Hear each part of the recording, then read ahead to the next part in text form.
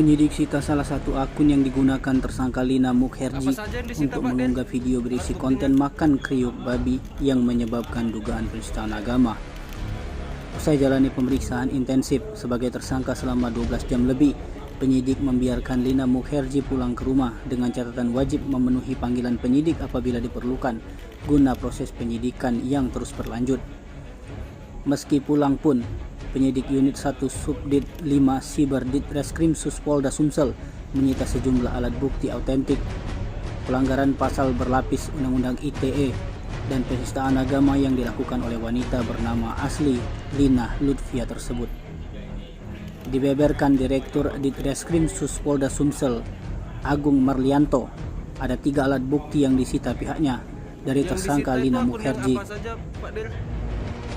Yang bersangkutan ini memiliki akun sosial media lebih dari 1 di beberapa platform media sosial. Namun yang pihaknya lakukan penyitaan adalah akun yang digunakan mengupload konten makan kriuk babi tersebut.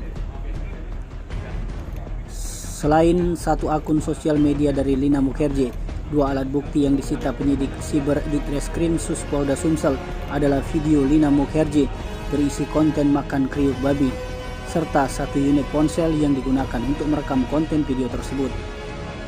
Sementara diberitakan sebelumnya, salah satu yang dijelaskan oleh Agung Marlianto bahwa tersangka Lina Mukherjee membuat konten tersebut atas niatnya sendiri.